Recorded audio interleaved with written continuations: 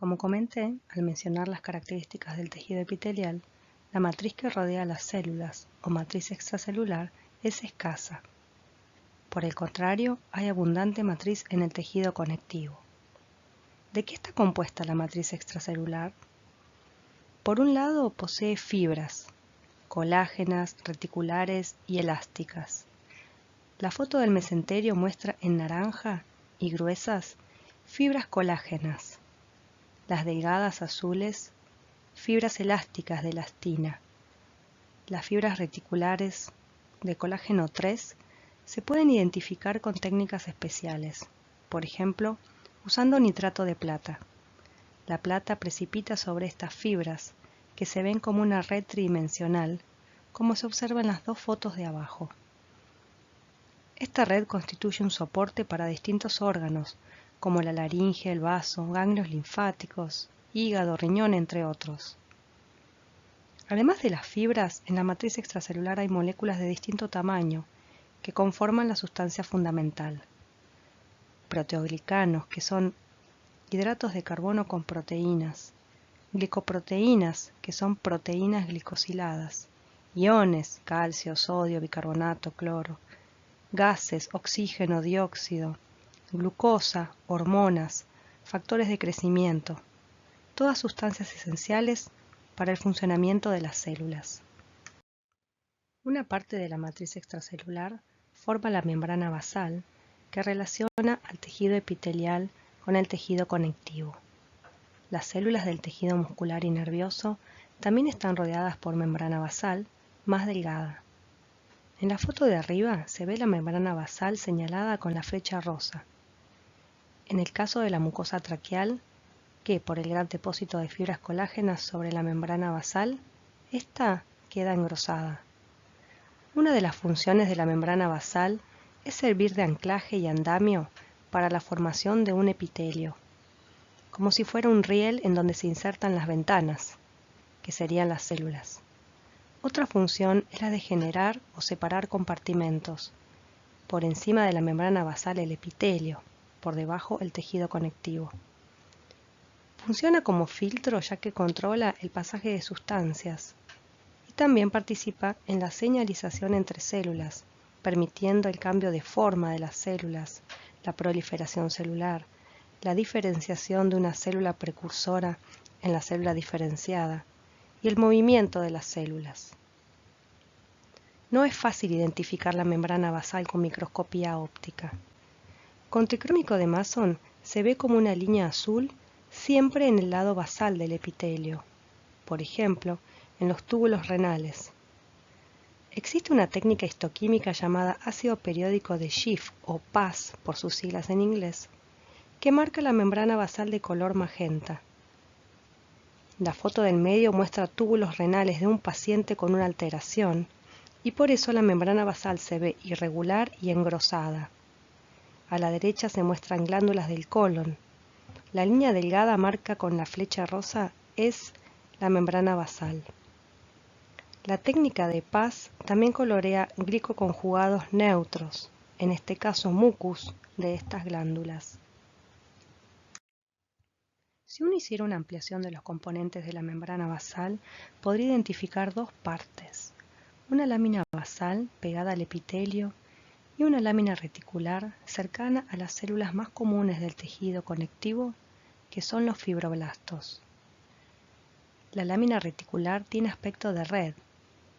La idea no es que se aprendan todas las moléculas que componen a la membrana basal, sino que vean lo compleja que es y las diversas funciones que cumple. La lámina basal posee glicoproteínas como integrina y laminina, que son PAS positivas, es decir, que se colorean de magenta con la técnica de PAS. También hay fibras colágenas de distinto tipo. En la lámina reticular hay fibras reticulares y elásticas. Presten atención a los colores. Las glicoproteínas y algunos tipos de fibras colágenas son producidas por las células epiteliales. Por otro lado, las fibras reticulares y las elásticas son sintetizadas y secretadas por los fibroblastos. En la membrana basal hay gran cantidad de proteoglicanos, macromoléculas higroscópicas, es decir, que captan agua, esencial para los procesos biológicos. En definitiva, tanto el epitelio como el tejido conectivo participan en la formación de la membrana basal. Otro de los tejidos que veremos es el tejido conectivo. A diferencia del tejido epitelial, el conectivo está formado por células separadas e inmersas en abundante matriz extracelular. En su gran mayoría, el tejido conectivo es de origen mesodérmico. El tejido conectivo se lo clasifica en tres. Tejido conectivo propiamente dicho, que a su vez se divide en laxo y denso. El esquema muestra un detalle de tejido conectivo laxo. Este posee una gran variedad de tipos celulares como fibroblastos, macrófagos, células plasmáticas, mastocitos, células adiposas y glóbulos blancos. Estos últimos se escapan de los vasos sanguíneos para hacer frente a los patógenos. Hay pocas fibras colágenas, elásticas y reticulares. Lo opuesto ocurre con el tejido conectivo denso, en donde abundan las fibras y solo hay fibroblastos. El segundo tipo de tejido conectivo es el modelado, que abarca tendones y ligamentos. Los tendones unen músculo con hueso para transmitir la fuerza de contracción y mover, por ejemplo, un brazo. Los ligamentos unen hueso con hueso. El tejido conectivo modelado es como un denso, pero bien ordenado, con las fibras colágenas dispuestas unas al lado de las otras. Por último, el tejido conectivo especializado, que incluye al cartílago y al hueso. Como dije, el tejido conectivo laxo posee variedad de células. Algunas son permanentes y otras migran desde otros órganos por el torrente sanguíneo. Esto es así porque el tejido conectivo laxo es un sitio de reacción inmune ante los patógenos que atraviesan el epitelio asociado al conectivo. Dentro de las células permanentes están las células mesenquimáticas. Ellas son células precursoras de otras como por ejemplo de fibroblastos. Este tipo celular, las células mesenquimáticas, abundan en el tejido embrionario. En los tejidos adultos hay células mesenquimáticas, aunque es difícil su identificación. Los fibroblastos son las células responsables de fabricar las fibras del tejido conectivo. Poseen un núcleo eucromático, es decir, claro, con nucleolo marcado que indica gran expresión génica. Su citoplasma es escaso, de forma estrellada. Se dividen con facilidad dando más fibroblastos, y cuando la célula madura, algunos autores lo llaman fibrocito, que sigue sintetizando matriz, pero no se divide mitóticamente. Para facilitar vamos a usar los dos términos de manera indistinta. Otro tipo celular en el tejido conectivo laxo es el macrófago. Esta célula posee gran actividad fagocítica. Vean las vacuolas digestivas. Es una célula grande, muy activa, que proviene de monocitos de la sangre. Los mastocitos o células cebadas poseen núcleo central y en su citoplasma gránulos de heparina, que es un anticoagulante, histamina, que aumenta la permeabilidad capilar, y factores quimiotácticos. Todas estas sustancias son moléculas proinflamatorias que atraen glóbulos blancos como eosinófilos y neutrófilos. Los mastocitos se activan durante una respuesta inflamatoria, alergia por ejemplo, y liberan el contenido de sus gránulos causando edema. Curiosamente, los basófilos de la sangre poseen los mismos gránulos. Otro tipo celular es el adipocito. Es una célula grande con un núcleo pequeño, aplanado, poco citoplasma y una gran cantidad de ácidos grasos en su interior. Son células con reserva energética. Y por último, tenemos a las células migrantes, que provienen de los vasos sanguíneos y por diapedesis atraviesan la íntima capilar e invaden al tejido conectivo. Por ejemplo, tenemos a las células plasmáticas o plasmocitos, que fabrican anticuerpos. Estas poseen un núcleo excéntrico con cromatina en forma de rueda de carro, citoplasma basófilo, violáceo, por la gran cantidad de retículo endoplasmático rugoso. Recuerden que estas células sintetizan proteínas, que son los anticuerpos. Los neutrófilos poseen un núcleo multilobulado y citoplasma con gránulos rosados y violetas. Estos gránulos poseen enzimas que neutralizan patógenos. Los eosinófilos poseen un núcleo bilobulado y gránulos grandes rosados en su citoplasma. Son células típicas de alergia y parasitosis. Y los linfocitos poseen un núcleo grande, esférico y poco citoplasma. Intervienen en la inmunidad innata y adquirida. Volveremos a ver todas estas células cuando veamos tejido sanguíneo.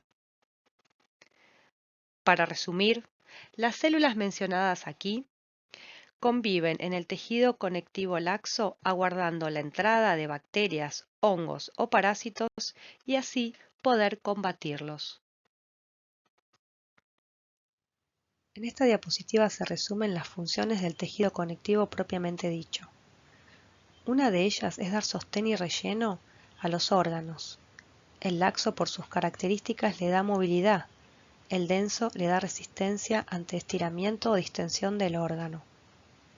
Provee nutrición, ya que por el tejido conectivo atraviesan muchas sustancias. Permite el almacenamiento de lípidos en los adipocitos, de agua, proteínas, sales o gases.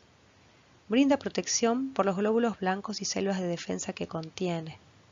Y por último, permite la cicatrización de los tejidos, ya que es capaz de fabricar fibras colágenas luego de una herida. Estas fotos corresponden a tejido conectivo laxo y denso. La de la izquierda, a bajo aumento, muestra una glándula rodeada de tejido conectivo laxo y luego denso. Recuerden cómo se distinguen. El laxo, muchos núcleos de células distintas y pocas fibras. El denso, muchas fibras y núcleos de un solo tipo celular. A la derecha se ve un aumento del conectivo laxo. Pongan pausa y traten de identificar las células según las características que les mencioné antes. La F es por fibroblasto, la PC es por célula plasmática, la L por linfocito. Vamos a ver ahora al tejido conectivo especializado que incluye al cartílago y al hueso. El tejido cartilaginoso, como todo conectivo, posee células y matriz extracelular abreviada con ME. Se lo clasifica en tres: hialino, elástico y fibroso, que difieren principalmente en la matriz. El hialino es el más común.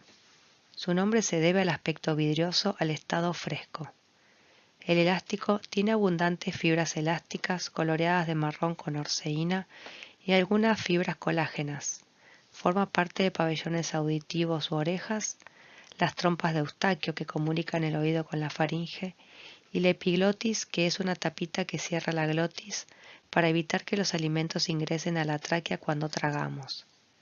El último es el cartílago fibroso, con muchas fibras colágenas coloreadas de azul. Está presente en meniscos y discos intervertebrales y amortigua la fuerza de compresión. Solo vamos a ver en detalle el cartílago hialino. Este constituye el esqueleto de vertebrados en la etapa embrionaria, forma anillos en la tráquea y bronquios y así evita su colapso y es la parte blanda de la nariz. Pongan pausa y lleven su mano a la garganta. Sentirán los anillos de la tráquea, por detrás está el esófago. Ahora sientan la parte ósea de su nariz y la cartilaginosa más blanda. El cartílago hialino también está presente en las articulaciones de los huesos, reduciendo la fricción, en los discos epifisarios que participan en el crecimiento óseo y en los extremos de las costillas. Para resumir, la función del cartílago es ser un sostén flexible y elástico que permite el crecimiento de los huesos, reduce la fricción y resiste la compresión. La foto muestra en detalle la histología del cartílago hialino. Está rodeado de un tejido conectivo llamado pericondrio, que provee la irrigación al cartílago. Debajo del pericondrio se ubica el cartílago en crecimiento y contiene condroblastos. Blasto indica célula precursora.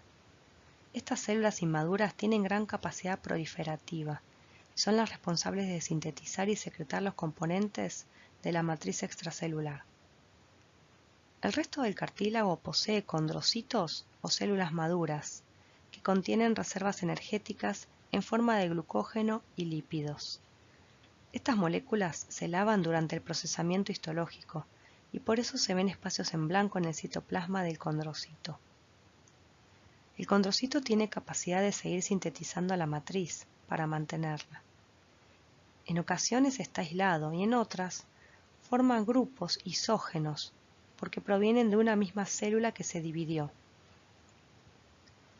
Cada condrocito está rodeado por una cápsula basófila que se ve violeta con hematoxilina eosina.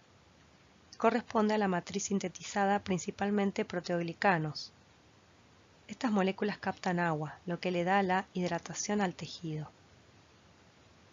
A medida que avanzamos en la edad, la producción de la matriz decae, el cartílago se deshidrata y deja de cumplir su función de evitar el rozamiento.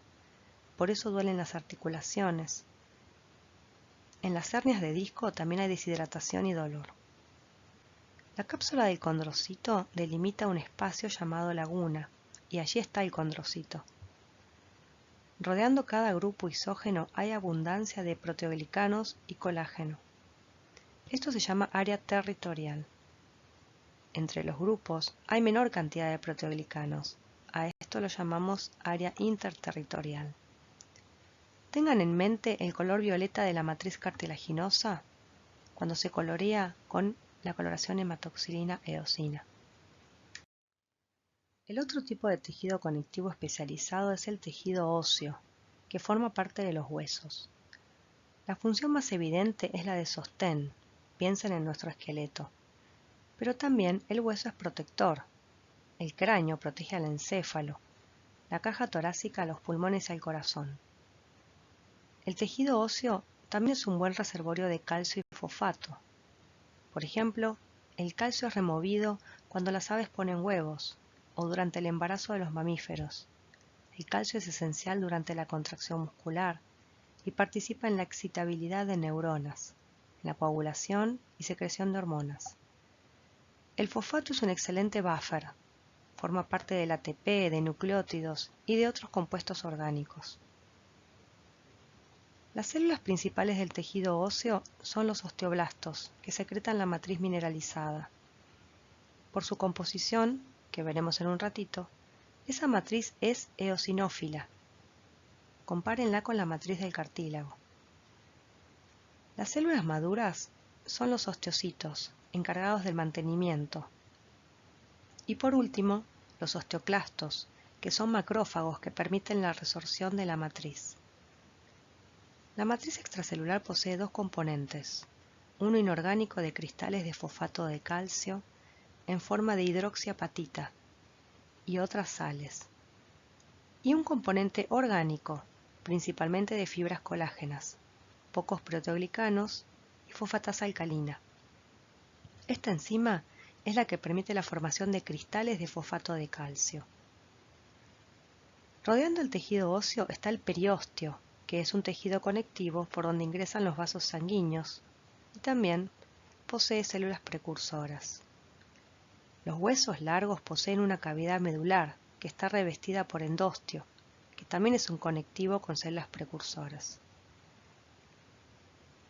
La formación del hueso u osificación puede darse en forma directa, que es la llamada intramembranosa, como los huesos del cráneo, a partir de mesénquima, o indirecta, con un molde de cartílago, como es la endocondral. Así se forma nuestro esqueleto.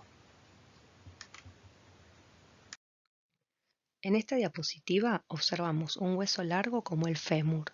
Los extremos se llaman epífisis, la región media diáfisis. A todo el hueso lo rodea el periósteo. Por dentro está la cavidad medular revestida por endostio. Esta cavidad contiene la médula ósea, ese tejido que fabrica células sanguíneas. La foto muestra dos tipos diferentes de hueso. El hueso esponjoso, con organización en forma de trabéculas. Este hueso no tiene osteonas. Y el hueso compacto o laminillar, que tiene una organización más estructurada y se debe a la presencia de osteonas que veremos en detalle. Miren el esquema de la derecha. Muestra la constitución del hueso compacto o laminillar. Traten de identificar unos cilindros. Esas unidades discretas son las osteonas, también llamadas sistemas de Havers. Cada osteona posee un conducto central o conducto de Havers por donde corren vasos sanguíneos y nervios. Estos están de color rojo, azul y amarillo. Busquen los dos conductos de Havers paralelos que tienen los vasos dibujados y vean cómo se interconectan transversalmente. A estas conexiones las llamamos canales de Volkmann. Alrededor de cada conducto de Havers hay osteocitos en forma concéntrica. También hay fibras colágenas ordenadas que forman laminillas concéntricas. La dirección de estas fibras cambia entre laminilla y laminilla y cambia así su refringencia. Esta disposición en laminillas le da el nombre laminillar al hueso. Los osteocitos están conectados unos con otros mediante prolongaciones citoplasmáticas dentro de canalículos que atraviesan la matriz. Esta conexión es fundamental para su nutrición. La matriz es calcificada, dura e impermeable, e impide la difusión de sustancias desde y hacia los vasos sanguíneos que provienen del periósteo. Vean que debajo del periósteo hay laminillas paralelas que forman el sistema circunferencial externo. Observen el esquema central, que muestra un cuarto de una osteona. Traten de identificar las lagunas, que es el espacio a donde estaban los osteocitos. Busquen los canalículos y el conducto de Havers. Vean el límite de la osteona. Se llama línea de cemento. Después de este límite habrá otra osteona con su línea de cemento, o laminillas viejas como residuos de osteonas que han sido desarmados por osteoclastos, que tienen función macrofágica. A estos residuos se los llama sistema intersticial. Les tiene que quedar la idea de la constante actividad y remodelación del tejido óseo, aunque aparenta no es para nada un tejido inerte. Recuerden las funciones importantes que cumple este tejido. Esto lo resalto porque como actividad práctica van a ver un preparado por desgaste de tejido óseo laminillar de mamífero, que se hace cortando una delgada capa de hueso y lijándola. Luego se la monta en un portaobjetos y se la observa por transparencia. Allí no van a ver nada vivo, no podrán identificar células, solo la matriz mineral. Pero tengan en mente lo que había cuando el hueso estaba vivo. El hueso compacto es inconfundible. La presencia de osteonas lo delata. Incluso se puede identificar en huesos fósiles como los de la pata de un T-Rex. En este caso se realizó la observación con un microscopio de luz polarizada. Se ven las osteonas de distintos colores. Esto se debe a que los cristales reflejan la luz polarizada de manera diferencial. También puedo observar osteonas en hueso compacto de parietal de otro dinosaurio. Este preparado es por desgaste también, pero observado con un microscopio común, similar a lo que ustedes verán. Miren qué curioso, nuestro hueso parietal no es de hueso compacto, sino de hueso trabecular. Vemos en la foto debajo, coloreada con hematoxilina eosina, que no hay osteonas. Esto sí es un preparado histológico convencional, con la salvedad que previo a ser cortado con micrótomo, el hueso fue decalcificado para eliminar su dureza. La matriz ósea se ve rosada y los núcleos violetas planos que están dentro de la matriz son los osteocitos. Si veo núcleos más ovoides alejados son los osteoblastos. Los osteoclastos son células gigantes multinucleadas que se encargarán de la resorción ósea, es decir, de la destrucción del tejido óseo viejo que liberará minerales hacia la sangre. Los osteoblastos luego fabricarán más matriz ósea y luego se encargarán de su remodelación. Vamos a ver el tejido muscular. Está formado por células alargadas, que son denominadas fibras musculares. Hasta ahora nos referíamos a fibras a las proteínas del tejido conectivo. No se confundan con las fibras musculares, que son células. Estas células están orientadas con su eje mayor paralelo a la dirección del movimiento y están rodeadas por tejido conectivo que provee irrigación e inervación. La función del tejido muscular es la de la contracción. De este modo se puede desplazar o mover un animal o cambiar la forma de sus órganos internos. El origen del músculo es mesodérmico. Existe una terminología especial para el tejido muscular. Sarcolema es la membrana plasmática. Sarcoplasma es el citoplasma. Sarcosoma son las mitocondrias. Retículo sarcoplasmático es el retículo endoplasmático liso que funciona como reservorio de calcio, esencial para la contracción muscular. En todas estas palabras el prefijo sarx significa carne. Otra palabra que van a escuchar es miofilamentos, que son polímeros filamentosos de actina y miosina. Estas son proteínas que participan en la contracción. Hay dos tipos de tejido muscular: liso, presente en vertebrados e invertebrados, y estriado. Dentro de este tenemos el transversal, que está tanto en vertebrados como en invertebrados, y el oblicuo, que es exclusivo de invertebrados.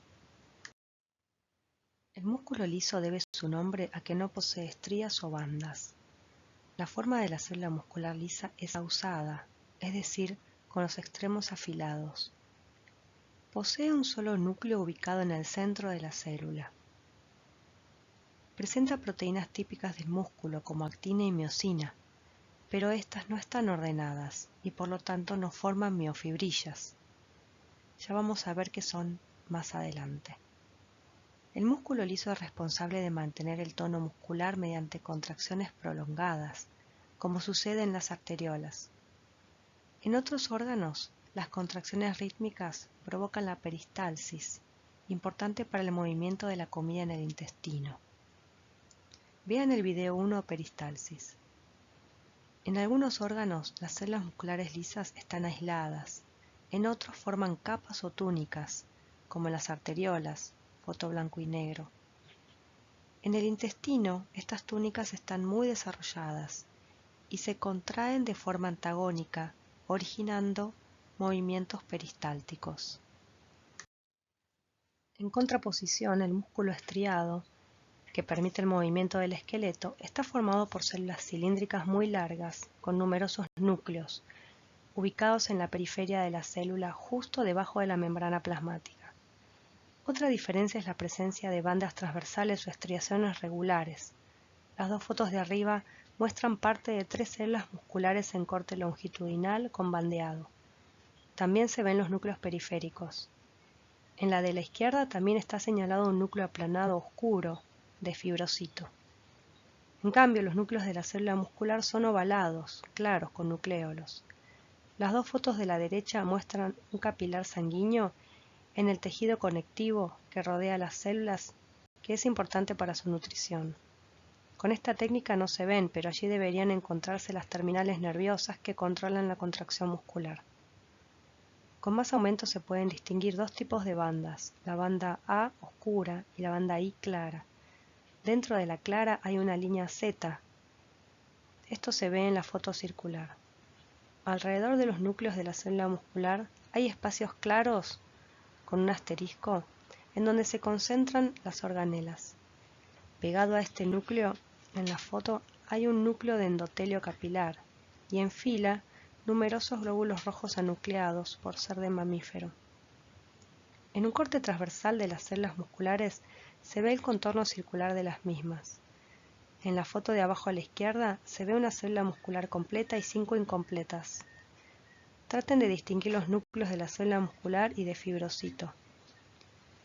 Ocupando todo el citoplasma o sarcoplasma se ven unos puntitos que corresponden a miofibrillas, como si fueran lápices en una lata vista de arriba. Cada miofibrilla, si la miro de perfil, tendrá el bandeado claro-oscuro. Las miofibrillas concentran la actina y miosina de forma ordenada, lo que le otorga una contracción rápida y voluntaria al músculo estriado esquelético. Existe también músculo estriado visceral, por ejemplo en la lengua y el primer tercio del esófago, relacionado con el habla y la deglución. La organización del músculo esquelético es mucho más compleja. Por ejemplo, el antebrazo tiene dos músculos, el bíceps y el tríceps, que al contraerse permiten la flexión del brazo. Si observo el detalle al bíceps, voy a ver que este músculo está formado por fascículos rodeados de tejido conectivo. Vean paquetes de color lila. Cada fascículo es un conjunto de células o fibras musculares. En el esquema se ve sobresaliendo una fibra muscular rodeada de tejido conectivo delgado. Observen los núcleos periféricos justo debajo de la membrana plasmática o sarcolema. Y en el sarcoplasma numerosas miofibrillas rodeadas de retículo endoplasmático liso que acumula calcio necesario para la contracción. Si saco de una célula una miofibrilla, vería que es como un lápiz bandeado. Miren la banda A u oscura con una banda H pequeña y la banda I clara con una línea o disco Z oscura en el medio. Cada miofibrilla está formada por miofilamentos de actina y miosina superordenados. En la banda A hay superposición de actina y miosina y por eso se ve oscura. En la banda I solo hay actina y por eso se ve clara. La superposición de miofilamentos se encuentran en fase entre miofibrillas vecinas y eso es lo que le da el estriado transversal a la fibra muscular. La disposición paralela de miofibrillas dentro de la célula muscular le da el estriado longitudinal a la fibra muscular. Presten atención a lo que se observa al cortar transversalmente a la fibra muscular. Lo que se ve es un puntillado. Piensen cómo sería ese puntillado si corto a la altura de la banda A o a la altura de la banda I.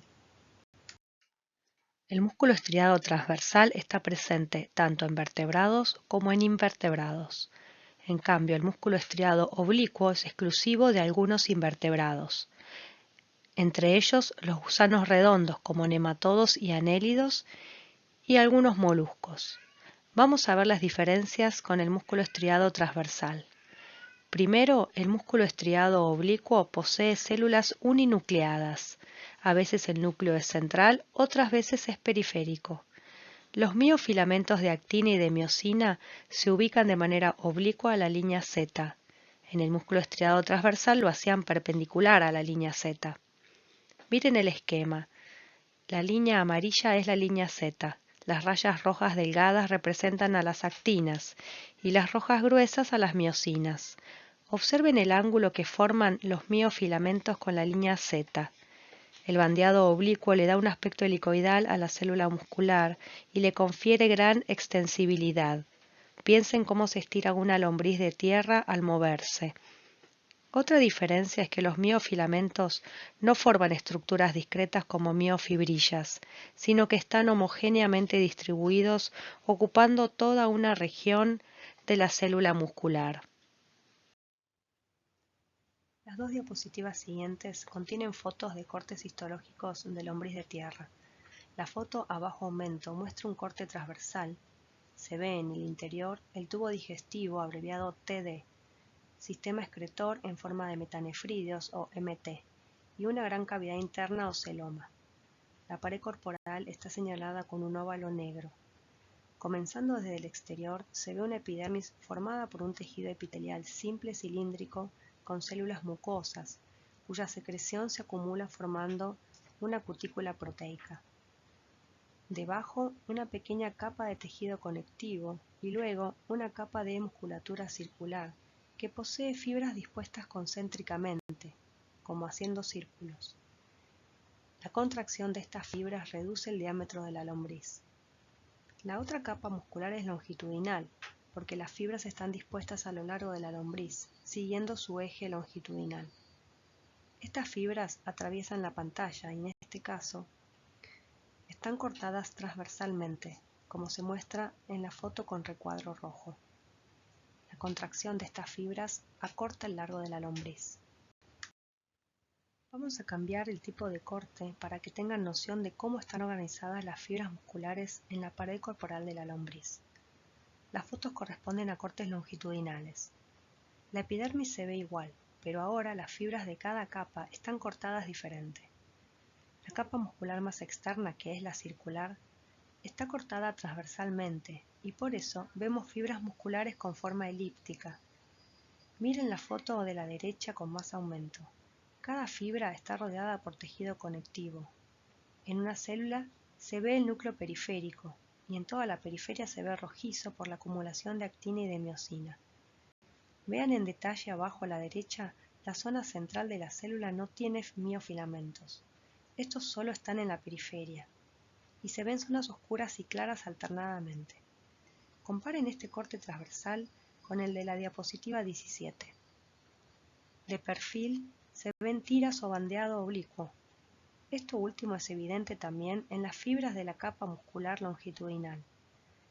Si hago un zoom, en esta capa se ve el bandeado oblicuo, señalado con la flecha turquesa.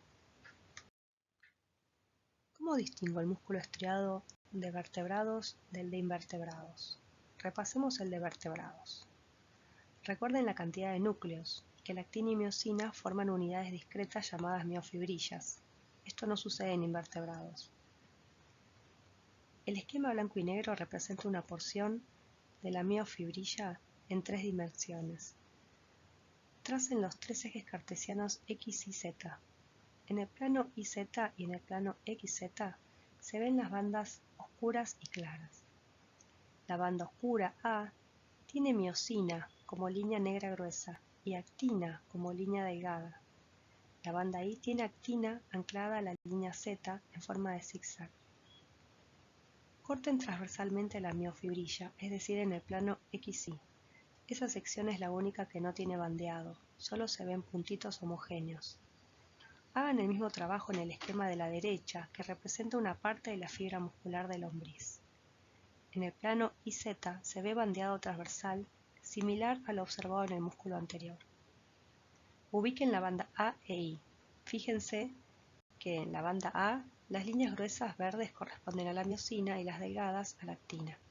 La línea Z se ve rosa. Miren el plano XZ. La línea Z forma una diagonal y los miofilamentos no forman un ángulo recto con esta línea Z como ocurre en vertebrados.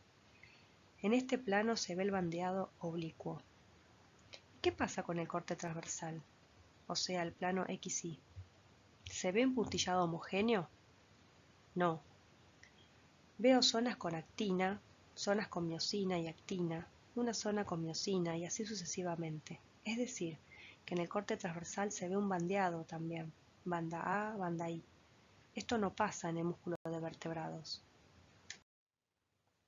Independientemente del tipo de estriación, la forma de contracción es similar. En los libros van a encontrar cómo es la estructura y función de la célula muscular estriada de mamífero. El esquema de arriba muestra una parte de una miofibrilla en donde se ve el bandeado, banda A rosado, banda I blanco, con la línea Z central en negro. Por definición, el sarcómero es la unidad estructural y funcional de la miofibrilla o del músculo estriado. Va de línea Z a línea Z. Si amplío lo que contiene un sarcómero, vería en celeste como zigzag la línea Z, que es en realidad un disco Z si lo veo en el espacio. A este disco Z se le anclan o unen los miofilamentos finos de actina en verde. Estos miofilamentos de actina F son polímeros de actina G o globular, como si fuera un collar de perlas doble. Alrededor de las actinas hay otras proteínas, tropomiosina, como una cuerda delgada rosa, y troponina, un complejo de 3 proteínas que fija calcio cuando hay calcio libre en la célula y provoca el movimiento de tropomiosina para dejar descubiertos unos sitios en la actina a donde la miosina se une para iniciar la contracción. Los miofilamentos gruesos son los de miosina, en rosa, cadenas dobles, cada una con una cabeza que tiene un sitio activo de pegado al ATP y otro sitio que se une a la actina. Hay otras proteínas estructurales más, pero no vamos a detallar. Debajo a la izquierda hay 3 líneas punteadas que representan cortes a 3 alturas distintas del sarcómero. El primero sobre la banda I, el del medio cercano a la banda H, y el último donde se solapan actina y miosina. Observen el punteado en cada uno. Ahora que vimos la estructura, vamos a comprender la función, es decir, el mecanismo de contracción muscular. Este se basa en el modelo de filamentos deslizantes. Antiguamente se creía que los miofilamentos se acortaban y se alargaban. Hoy se sabe que esto no es así.